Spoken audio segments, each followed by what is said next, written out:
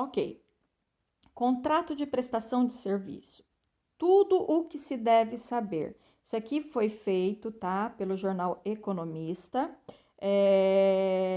escrito por Elza Santos, no dia 11 de março de 2001, às 10 horas e 17 minutos, tá bem? Isso aqui é uma pesquisa que eu estou fazendo para que possa manter esclarecidos os fatos de todas as pessoas que trabalham prestando serviço por Recibo Verde. Quais as diferenças entre um contrato de prestação de serviço e um contrato de trabalho? Quais as vantagens e desvantagens? Saiba tudo. Vamos lá. Em um mercado cada vez mais flexível e com uma tendência crescente do trabalho remoto, o contrato de prestação de serviços é encarado, muitas vezes, como a opção mais viável para muitos profissionais e empresas. Porém, nem sempre é assim.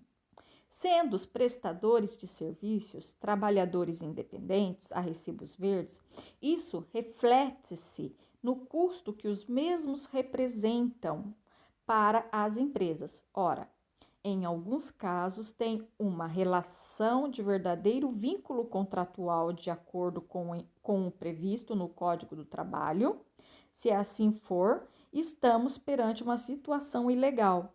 Perceba as diferenças entre um contrato normal e um ED de trabalho e um contrato de prestação de serviços, assim como as principais vantagens e desvantagens. O que é? De acordo com o estabelecido no Código Civil do artigo 1154, considera-se contrato de prestação de serviços aquele em que uma das partes se obriga a proporcionar à outra certo resultado do seu trabalho intelectual manual, com ou sem retribuição.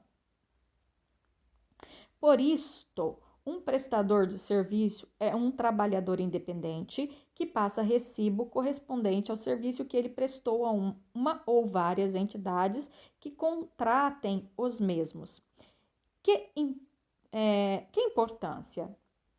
Este regime de trabalho pode inserir-se em diferente contexto ou setor profissional, assume uma grande importância no mercado do trabalho e, consequentemente, na economia.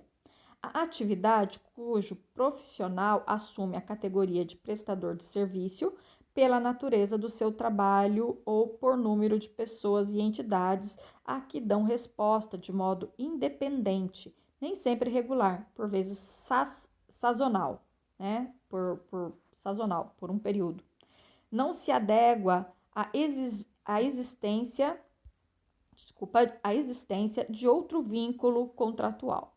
Haver a modalidade de contrato de prestação de serviços permite a profissionais de entidade, incluindo o próprio governo, em momentos de especial necessidade, como a que se vive, contratualizar o fornecimento de serviços e bens específicos e pontuais de acordo com cada situação.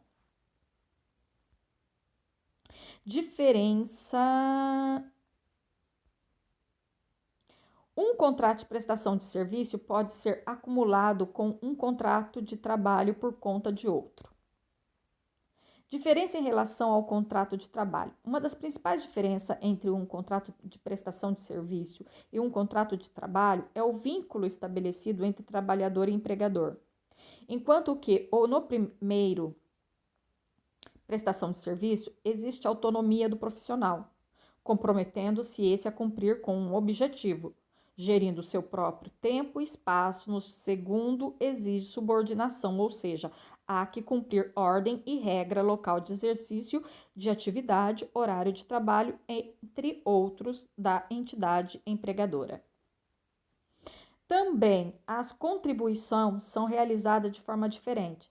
De acordo com o setor de atividade e volume previsto de negócio para trabalhador independente, sendo inteiramente da sua responsabilidade respectivo pagamento e cobrança prévia no caso de IVA. As diferenças entre termo de contribuição social têm reflexo depois nos apoios atribuídos em caso, por exemplo, de desemprego. Tipo de contrato de prestação de serviço. Existem diferentes tipos de contrato de prestação de serviços, tá? contrato de empreitada, que é uma das partes uma das partes compromete-se a realizar certa obra, um serviço, mediante um valor pago pela outra. Tá bem? Esse daqui é uma das partes compromete-se a realizar um certo serviço mediante um valor pago pela outra parte, que é aquele caso do trabalhador que a empresa diz: olha, eu preciso que você trabalhe para uma senhora, cuide de uma senhora ou de um senhor, e vai ganhar 800 euros por mês e vai trabalhar 5 dias na semana inteiro, com 2 dias de descanso. Tá bem? Você vai estar trabalhando noite e dia por 5 dias. E você aceita, tá bem? Esse é o primeiro contrato de empreitada.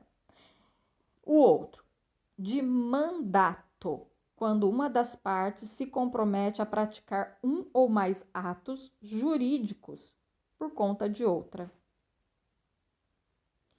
De mandato, quando uma das partes se compromete a praticar um ou mais atos jurídicos por conta de outra. Aqui, prática jurídica. Vamos falar, no caso aqui, eu quero um advogado e eu contrato esse advogado para prestar um serviço para mim. Obviamente, ele está trabalhando para mim e ele vai prestar por recibo. Vai passar o recibo verde e tal, então ele é só meu advogado, mas ele vai trabalhar da forma como ele sabe trabalhar. Ele é independente, eu estou contratando o serviço dele. E o outro contrato de depósito, tá? Pressupõe que uma das partes entregue à outra algo, um móvel ou imóvel, para que esse deva guardar e restituir quando assim for exigido.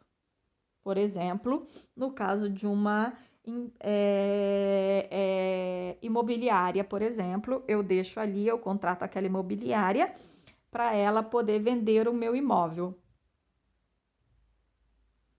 Certo? E ali é estipulado, obviamente, que ela vai receber uma participação da venda da minha casa, do meu imóvel.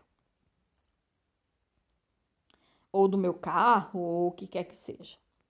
Vantagem e desvantagem. O peso dos encargos fiscais constitui uma das principais desvantagens, assim como a segurança, ainda que muitas vezes relativa, da situação laboral. No entanto, exerce uma atividade em regime de prestação de serviço. Apresenta francas vantagens para profissionais da área onde faz sentido trabalhar por projetos e mesmo com empresas distintas.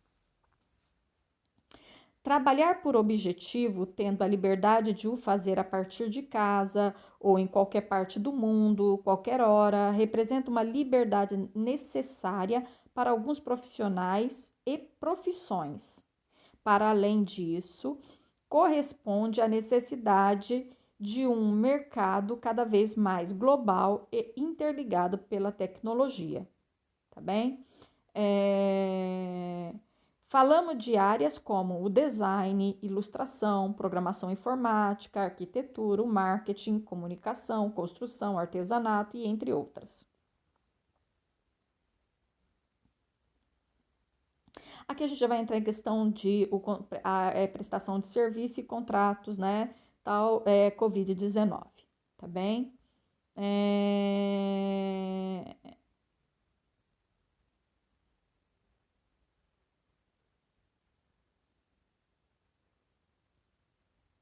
Aqui tem algumas outras que a gente poderia pesquisar agora, principais tipos de contrato de trabalho, trabalhador independente, característica do regime contributivo e outras coisas mais, tá bom?